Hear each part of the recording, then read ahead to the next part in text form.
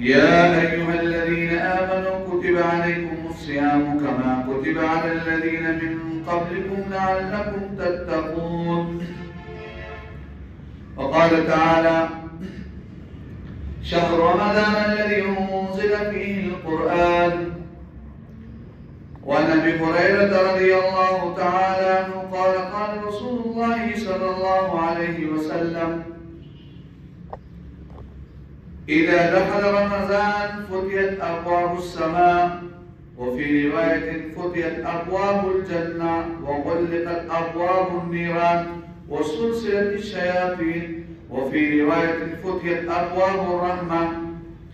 وعن سهل بن سعد رضي الله تعالى عنه قال: قال رسول الله صلى الله عليه وسلم: إن في الجنة 8 أبواب، باب منها يسمى ريان،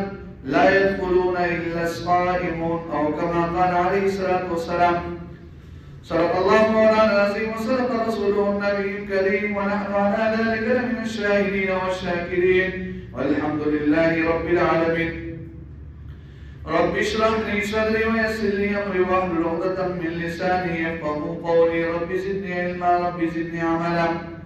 سبحانك لا علم لنا إلا ما علمتنا إنك أنت العليم الحكيم. میرے واجب الاحترام قابل قدردان حاضرین و سامعین حضرات، آپ کے سامنے میں نے قرآن مجید فرقان حمید کی 2 آیت مبارکہ اور نبی علیہ الصلوۃ والسلام کی احادیث مبارکہ میں سے 2 حدیث مبارکہ تلاوت فرمائی ہے۔ اللہ رب العزت سے دعا ہے کہ اللہ تعالیٰ مجھے حق بیان کرنے کی توفیق نصیب فرمائے اور ہم سب کو اس پر عمل کرنے کی توفیق نصیب فرمائے۔ چونکہ آیت مبارکہ ان ایام کی مناسبت سے رمضان مبارک کا مہینہ آنے والا ہے، اللہ رب العزت قرآن میں فرماتے: یا ایھا الذین آمنوا کتب علیکم الصیام، اے ایمان والو تمہارے اوپر روزے فرض کیے گئے، کما کتب علی الذین من قبلکم لعلکم تتقون، جیسے تم لوگوں سے پہلے لوگوں پر روزے فرض کیے گئے تھے تاکہ تم متقی و پرہیزگار بن جاؤ۔ روزہ یہ اسلام کی ارکان میں سے جو 5 رکن ہے اس میں 4 نمبر پر بڑا رکن ہے، اور یہ مدینہ المنورہ سن 2 ہجری میں یہ فرض ہوا۔ روزہ ہر بالغ مسلمان مرد عورت پر فرض ہے، عقل مند پر فرض ہے۔ روزے کا انکار کرنا یہ کفر ہے، اور جو روزے کا فرضیت کا انکار کرتے ہیں وہ بھی کافر ہے، اور جو روزے کا مذاق اڑاتا ہے وہ بھی کافر ہے۔ روزے کے بارے میں قرآن پاک میں بے شمار آیات مبارکہ اس کے اوپر حکم آیا ہے، اور احادیث مبارکہ میں بے شمار احادیث مبارکہ میں اس کی ذکر ہے، اور بے شمار احادیث مبارکہ اس کی تائید کرتی ہے۔ فقہائے امت، اجماع امت اس پر تاکید کرتی ہے۔ چنانچہ 1.25 صحابہ میں سے ایک صحابی بھی آپ کو بے روزہ نہیں ملے گا، روزہ خور نہیں ملے گا، ایک صحابی بھی آپ کو بے نمازی نہیں ملے گا، ایک صحابی بھی آپ کو داڑھی منڈا نظر نہیں آئے گا۔ روزے کا جو حکم اللہ رب العزت نے انسان کے اوپر لاگو کیا تو انسان کے اس کے وس کے مطابق اللہ رب العزت نے لاگو کیا۔ چنانچہ آپ علیہ السلام سے لے کر پوری امت نے روزے کو رکھا ہے، اور اس امت نے اس کے اوپر اجماع مقرر کیا اور اس کا حکم دیا۔ اب اگر کوئی کہتا ہے کہ شریعت نے میرے اوپر روزہ لاگو کر کے یہ میرے وس سے باہر ہے، میرے طاقت سے باہر ہے، ایک نوجوان اٹھ کر کہتا ہے کہ میں روزہ نہیں رکھ سکتا ہوں، میرے اندر یہ طاقت نہیں ہے، تو یہ جھوٹا ہے،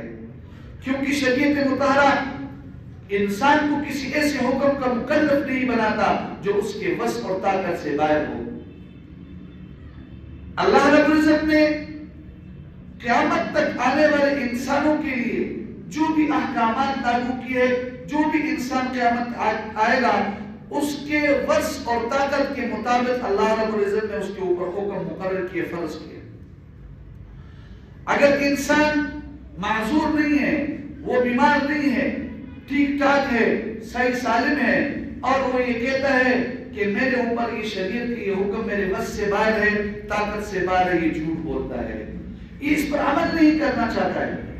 لہذا آج کا نوجوان اگر یہ کہتا ہے کہ میرے لیے روزہ رکھنا مشکل ہے، میری طاقت سے باہر ہے، تو یہ جھوٹ بولتا ہے اور یہ اس پر عمل نہیں کرنا چاہتا ہے۔ اس آیت مبارکہ کے متعلق بہت سارے مفسرین نے تفسیر کیا۔ حضرت شیخ الہند مولانا مفتی محمود حسن رحمہ اللہ نے اس آیت مبارکہ کے اندر تفسیر کے اندر لکھا ہے کہ جیسے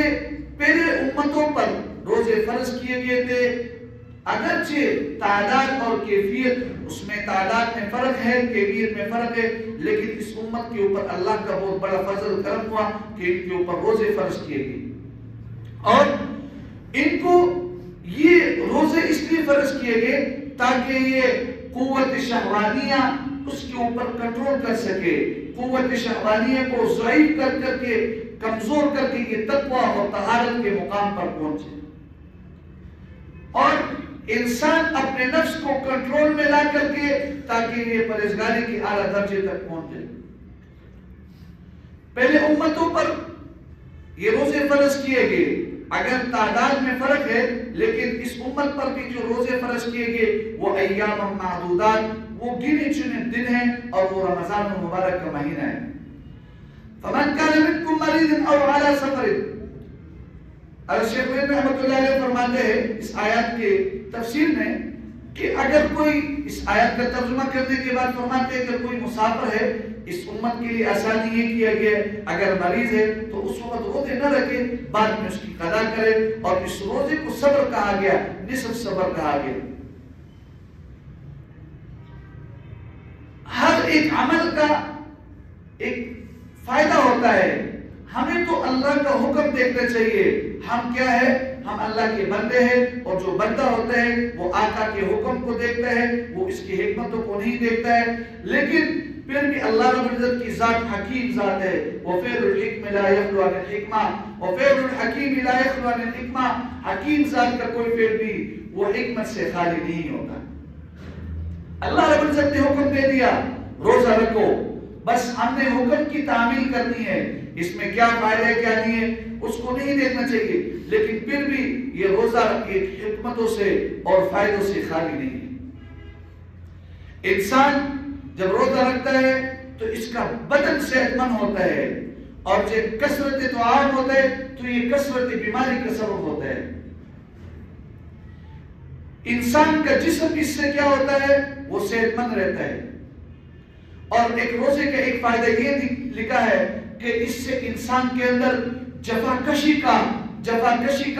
وہ اس کو عادی ہو جاتا ہے، جفاکشی کا، محنت مشقت برداشت کرنے کا اس کو طاقت آ جاتے ہیں۔ چنانچہ انسان کے اعضاء ہے، اس کے ہاتھ ہے، اس کے پاؤں ہے، اس کے زبان ہے، یہ سارا کا سارا اس کے تابع ہو جاتا ہے، اس کو کنٹرول میں لے آتا ہے۔ اور ایک فائدہ یہ ہے کہ انسان قوت شہوانیہ اور قوت حیوانیہ کو اپنے کنٹرول میں کر لیتا ہے، اس پر غالب ہو جاتا ہے۔ اور ایک فائدہ اس کا یہ ہے کہ انسان اس کے اندر غمخواری کا، مالدار لوگوں کو،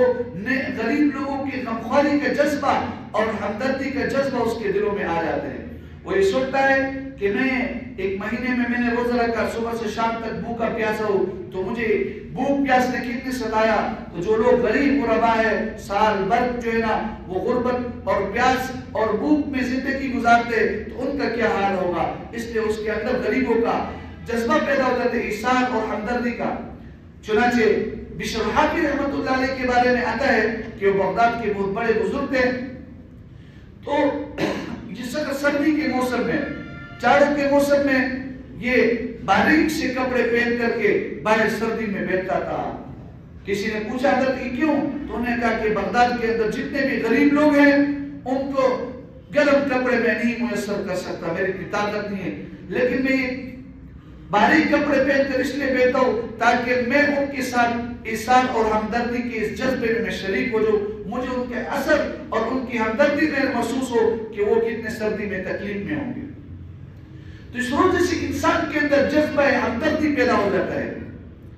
اور روزے کی وجہ سے انسان کے اندر اخوت بھائی چارگی کا جذبہ پیدا ہو جاتا ہے، اور یہ روزے کے اندر انسان کے اندر مساوات کا درس پیدا ہو جاتا ہے. ہر فقیر اور غریب اور مالدار یہ سب جو ہے ایک سانچے میں ڈالے ہوئے، سب کے لیے ایک ہی برابر حکم ہے صبح سے لے کر شام تک کھانے پینے سے رکنا اور اپنے شہوات کو کنٹرول میں کرنا.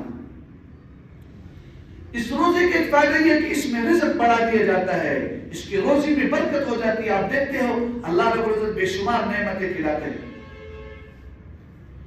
اور اس روزے کی وجہ سے انسان کے اندر اعتماد اور اس کے اندر ڈسپلن آ جاتا ہے، اور وہ اپنے قواعد اور ضوابط کے مطابق زندگی گزارتا ہے. ایک مخصوص وقت سے ایک مخصوص وقت تک وہ روزہ رکھتا ہے، اس کو قواعد کے بارے میں معلوم ہو جاتے ہیں، اپنے کاموں کو پھر ترتیب سے کرتا ہے.